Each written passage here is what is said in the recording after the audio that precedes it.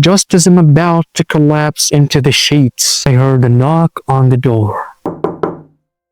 3 slow knocks on my door. It's the middle of the night. Who could be here? I walked quietly to the door. I opened the door just a crack, and my stomach drops.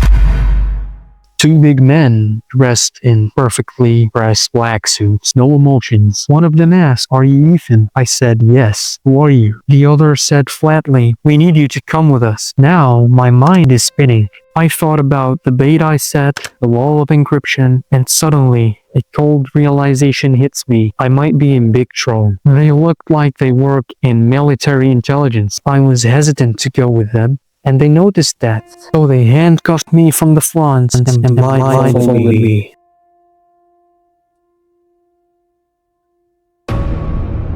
In the world of technology, wars are not fought with bullets. They are fought with silence.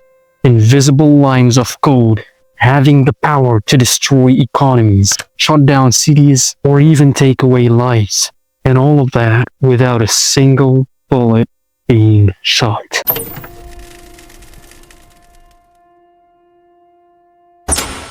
This is the story of Ethan Ross, an ordinary man who ended up being the most dangerous cyber criminal attacks in history. Ethan says in his story, "I was 32 years old, but not the kinds of 32 years old you see in action movies. No perfect jawline, no scars, no hidden bank account in Switzerland, just Ethan. I live in an apartment above my workplace, which was called Cross Computer, basically a repair shop that customers often pass by without noticing. My life was quite normal. Every morning, I'd climb down the creaky wooden stair, turn on the open sign, and sit behind the counter waiting for my first customer. And they always came, the man who spilled coffee on his laptop, or the elderly woman convinced her toaster was spying on her. I fixed them all, but deep down, I was bored. Anyways, when the shop closed, I didn't go out, nor did I watch TV.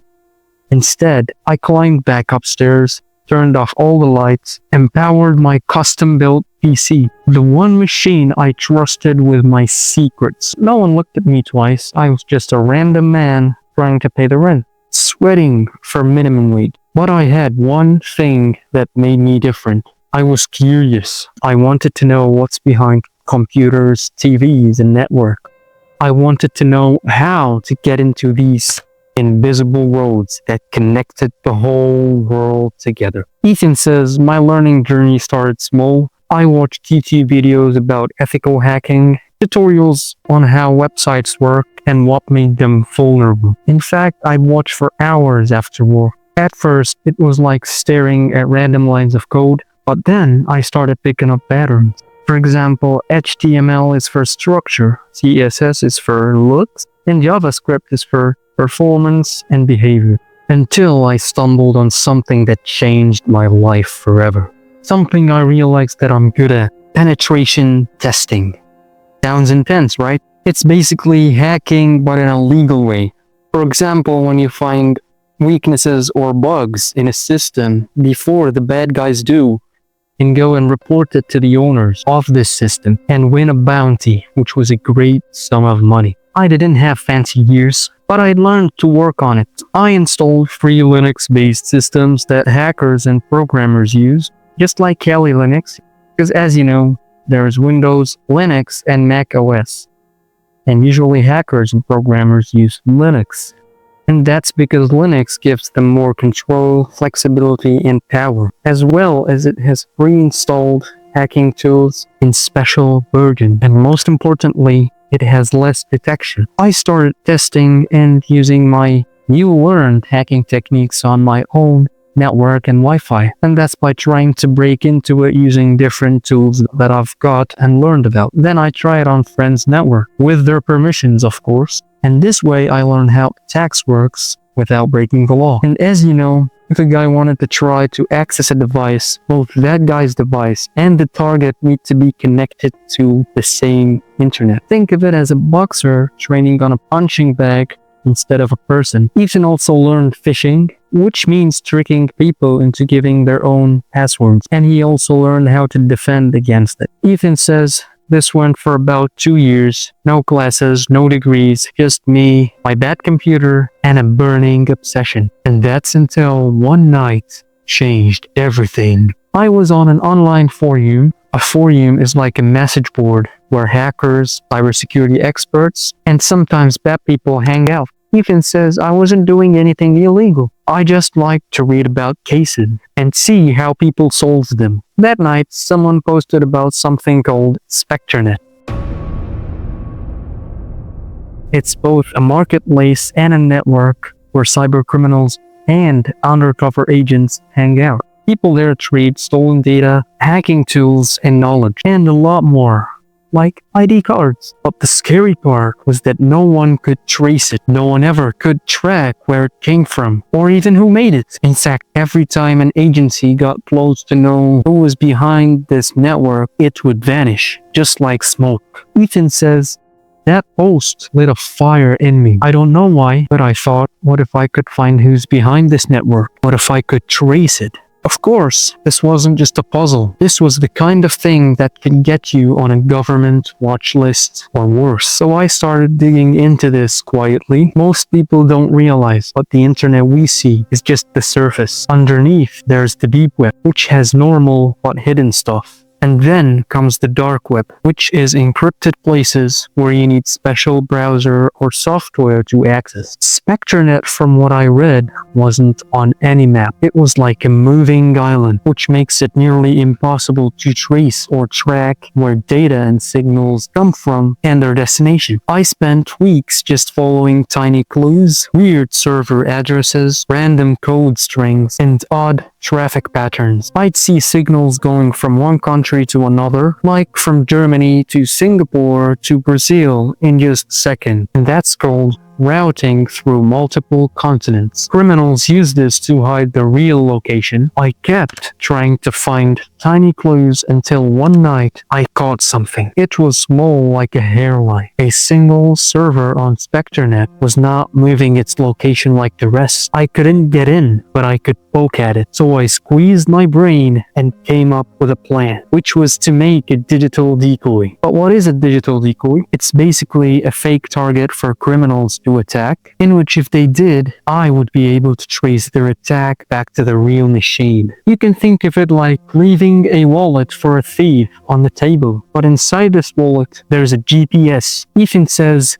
3 days later, they took the bait and fell into my trap. I traced and followed them halfway across the globe, but before reaching the target, all the information was suddenly locked. It was locked by extremely strong government-level security system and military-grade encryption, which means I couldn't see further without special tools or access beyond my own skills. It was like a locked vault I couldn't pick up, and that's when I realized I was way out of my depth and couldn't go on without certain tools and knowledge. Ethan says, I sit back in my chair, staring at the wall. I have a choice now. Stop here, walk away, pretend I never saw this, and go back to my regular life, or go deeper. But going deeper means I'll need tools I don't have. The kind of tools and apps and programs you don't find on app stores. I'd have to go get them from the dark web, places where every click could mean trouble. I close my eyes and think about my life. If I walk away now, I'll stay where I've always been, doing nothing that really matters. But if I push forward,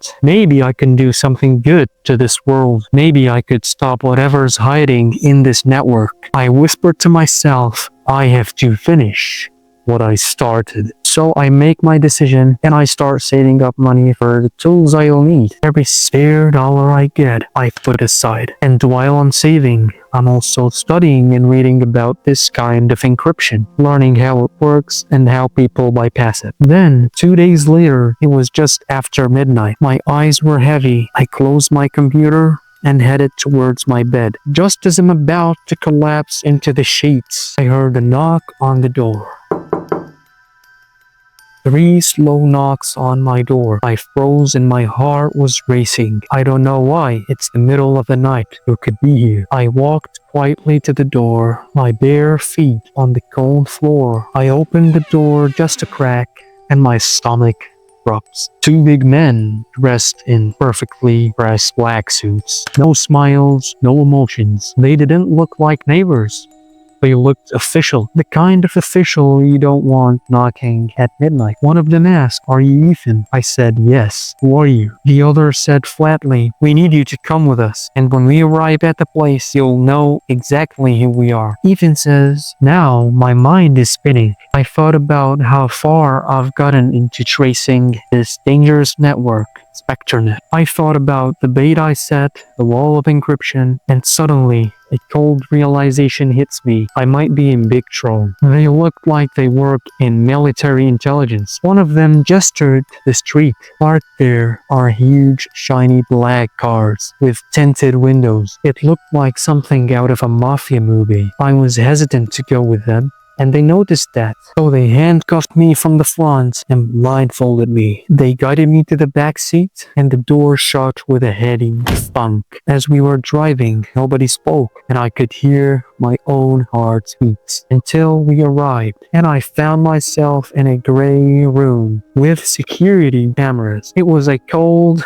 gray office covered in screens, dozens of monitors glowing with maps, streams of code, real-time alerts of cyber threats blinking in red. It felt like stepping into the brain of the internet. One of the men finally spoke and said, "We work with the government as an intelligence agency." He points to one of the screens, and I see a name I know too well, SpectreNet. He told me we've been tracking them for over a year. Billions of stolen data, hundreds of crimes, but we can't find their root servers. Then he turned to me, his eyes locked on mine, and said, "We've been watching your online activity, Ethan. You reached a point in this investigation that none of our old analysts could get to, and we were impressed in your coding skills and the way you think and find solutions. In fact, that decoy you set up, it's the best lead we've had so far." My mouth went dry. I didn't know whether to be proud or terrified. Then he says something I'll never forget. "We want you to help us finish this." They slid a folder across the table, and inside an official contract. They were offering me a temporary deal, which was to help them crack SpectreNet, and in return, I'd get paid or possibility of future employment. For someone like me who had been teaching myself code late at night in my bedroom, the idea of working with the government was just mind-boggling and had a lot of responsibility. Honestly, I said yes before they could even finish their sentence. That was the moment everything changed. The next month was a blur. I found myself inside rooms full of machines. Machines I'd only ever seen in movies. Massive servers, digital maps, endless lines of code, and pulsing threat reports. And we were working with tools I'd only read about. There were programs that could trace a digital footprint through hundreds of fake locations. They could even peel back layers of false identities. With a few clicks, I could watch a signal bounce across the globe, from Tokyo to Berlin to even Sao Paulo. I remember the first time I used one of their systems. It felt like driving a race car after years of riding a bicycle. But SpectreNet wasn't managed by some amateurs. They were in fact monsters in this digital jungle. Every time we got close, every single time, they would vanish. One moment we'd be within an inch of locating their node, but they'd shut it down instantly and reappear somewhere else. Just like smoke slipping through our fingers. It was like chasing a shadow through a maze. Some nights we'd stay awake until sunrise, staring at the screens and certain that we had them cornered. But in the final second, everything would collapse. I'd sit there exhausted with my head in my hands, asking myself, how did these guys get to a stage where they trick a country's government? And yet, with every failure, my determination only grew stronger, because I was in a fight, and this fight has just started, and I'm going to win it. One night, after weeks of chasing shadows, I noticed something strange. Every Sunday at exactly the same time, a cluster of servers at Eastern Europe would suddenly go quiet and sleep for just a few minutes, but always at the same hour in the same pattern. At first, I thought it was nothing, maybe just a glitch, but the more I looked, the more I realized it was too perfect, too regular. It looked like maintenance or something, and if that was true, that could be our only chance. So I brought it up to the team and we decided to test it.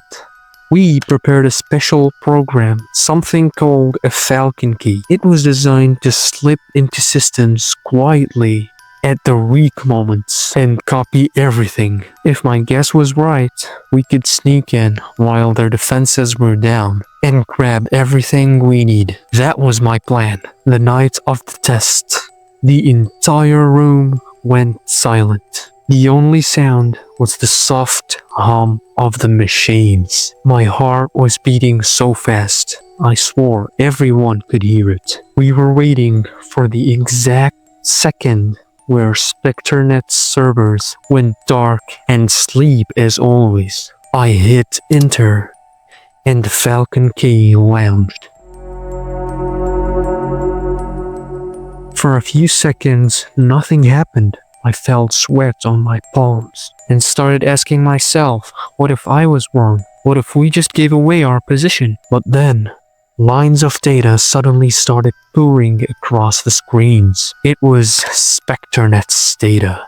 We were in. Our plan succeeded for the first time. We copied everything, email addresses, names, and most importantly, IP addresses, meaning we knew their exact locations. And when the servers came back online, they didn't even notice. That night, and for the first time, we had something real. Not shadows, not guesses, but actual IP addresses and the real locations of the core operators behind SpectreNet. But here's the twist. They weren't all in the same place. These people were spread out across 3 different countries, working together like a machine. We moved fast and notified the authorities. We planned coordinated raids with local authorities. 1 week later, it was all over. In a single night, the doors of 3 different apartments across 3 different countries were kicked down. And just like that,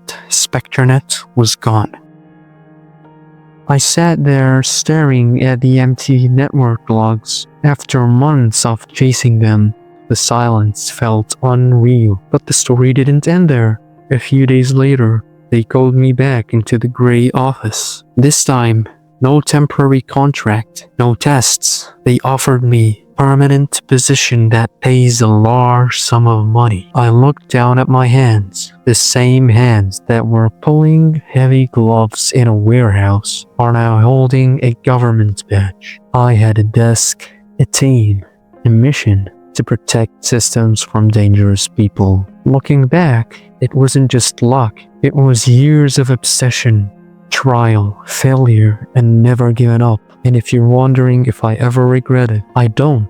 Because the night we took SpectreNet down, I realized something for the first time. I wasn't just curious about the locked door. I was holding the keys. This is the end of our story. I hope you liked it. If you did, leave a thumbs up to this video and I'll come up with more suspense and horror style stories in the future. Have a good night.